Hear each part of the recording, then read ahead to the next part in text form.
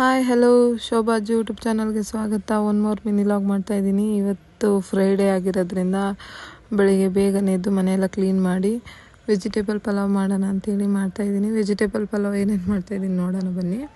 ಮೊದಲೊಂದು ಕುಕ್ಕರ್ಗೆ ಎಣ್ಣೆ ಮತ್ತು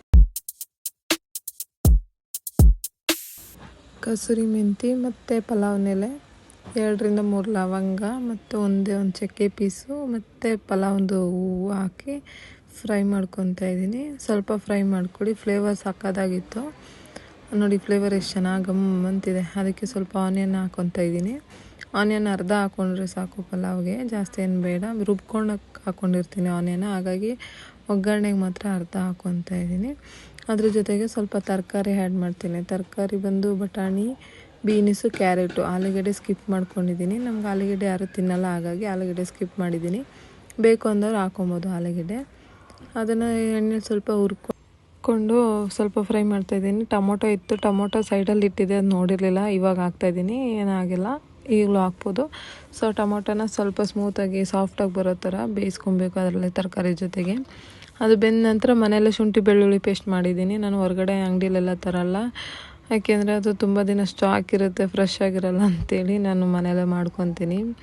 ಮನೆಯಲ್ಲೇ ಮಾಡಿರೋದು 1 ಸ್ಪೂನ್ ಹಾಕ್ಕೊತಾ ಇದ್ದೀನಿ ಶುಂಠಿ ಬೆಳ್ಳುಳ್ಳಿ ಪೇಸ್ಟು. ಅದನ್ನು ಹಾಕ್ಕೊಂಡು ಸ್ವಲ್ಪ ಚೆನ್ನಾಗಿ ತಿರುಗಿಸ್ಕೊತೀನಿ, ಬಾಡಿಸ್ಕೊತೀನಿ. ಇವಾಗ ಫ್ಲೇವರ್ ಮಾತ್ರ ಸಕ್ಕತ್ತಾಗಿ ಬರ್ತೈತೆ. ಆಹಾ ಗಮ್ಮಂತೈತೆ. ಇದಕ್ಕೆ ಸ್ವಲ್ಪ ನಾನು ಏನೇನು ಮಸಾಲೆ ರುಬ್ಕೊಂಡಿದ್ದೆ ಅದನ್ನು ಹೇಳ್ತೀನಿ ಬನ್ನಿ. ಅದಕ್ಕಿಂತ ಮುಂಚೆ ಅಕ್ಕಿ ಹಾಕ್ಬಿಡ್ತೀನಿ, ಯಾಕೆಂದರೆ ಅಕ್ಕಿ ಹಾಕಿದ್ರೆ ಅಕ್ಕಿನೂ ಸ್ವಲ್ಪ ಎಣ್ಣೆಯಲ್ಲಿ ಚೆನ್ನಾಗಿ ಫ್ರೈ ಆದರೆ ಆವಾಗ ಅಕ್ಕಿ ಸ್ವಲ್ಪ ಹುಡಿ ಥರ ಅನ್ನ ಆಗುತ್ತೆ. ಹಾಗಾಗಿ ಎಣ್ಣೆಲಿ ಸ್ವಲ್ಪ ಹುರ್ಕೊತೀನಿ. ಇದಕ್ಕೆ ಮಸಾಲೆಗೆ ಏನೇನು ಬೇಕು ಅಂದರೆ ಒಂದು ಜಾರಿಗೆ ಸ್ವಲ್ಪ ಪುದೀನ, ಸ್ವಲ್ಪ ಕೊತ್ತಂಬರಿ ಸೊಪ್ಪು, ಹಸಿಮೆಣ್ಸಿನ್ಕಾಯಿ ಮತ್ತು ಈರುಳ್ಳಿ ಇಷ್ಟೇ ಹಾಕ್ಕೊಂಡು ರುಬ್ಕೊಂಡಿದ್ದೀನಿ. ಇದಕ್ಕೆ ಜಾಸ್ತಿ ಏನೂ ಹಾಕ್ಕೊಂಡಿಲ್ಲ ನಾನು. ಇದಿಷ್ಟು ಹಾಕ್ಕೊಂಡು ರುಬ್ಕೊಂಡು ಅದನ್ನು ಅಕ್ಕಿಯೆಲ್ಲ ಹಾಕಿ ಇದು ಮಾಡ್ಕೊಂಡಿರ್ತೀವಲ್ಲ, ಹುರ್ಕೊಂಡಿರ್ತೀವಲ್ಲ, ಅದ್ರ ಜೊತೆಗೆ ಆ್ಯಡ್ ಮಾಡ್ಕೊತಾ ಇದ್ದೀನಿ. ಆ್ಯಡ್ ಮಾಡಿಕೊಂಡು ನೀರು ಎಷ್ಟು ಬೇಕು ಅಷ್ಟು ನೀರು ನೋಡಿಕೊಂಡು ಸ್ವಲ್ಪ ಉಪ್ಪು ಹಾಕಿ ಕ್ಯಾಪ್ ಹಾಕಿ 2 ವಿಜಿಲ್ ಕೂಗಿಸ್ಕೊತೀನಿ. ಸಾಕು, 1 ಇಲ್ಲ 2 ವಿಜಿಲ್ ಸಾಕು.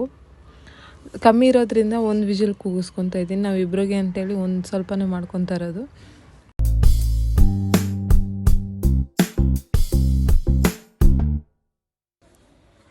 ಅದ್ರ ಜೊತೆಗೆ ಮೊಸರು ಬಜ್ಜಿಗೆ ರೆಡಿ ಮಾಡ್ಕೊತಾ ಇದ್ದೀನಿ. ಮೊಸರು ಬಜ್ಜಿಗೆ ಏನೇನು ಬೇಕು ನೋಡೋಣ ಬನ್ನಿ. ಮೊಸರು ಬಜ್ಜಿಗೆ ಸ್ವಲ್ಪ ಈರುಳ್ಳಿ, ಕೊತ್ತಂಬರಿ ಸೊಪ್ಪು, ಮುಂದೆ ಒಂದು ಸ್ವಲ್ಪ ಟೊಮೊಟೊ ಸಣ್ಣದಾಗಿ ಕಟ್ ಮಾಡಿ ಹಾಕಿದ್ದೀನಿ. ಅದಕ್ಕೆ ಮೊಸರು, ಸ್ವಲ್ಪ ಪುಡಿ ಉಪ್ಪು ಇಷ್ಟನ್ನ ಹಾಕಿ ಮೊಸರು ಬಜ್ಜಿ ಮಾಡಿ ಇಟ್ಕೊಂಡಿದ್ದೀನಿ.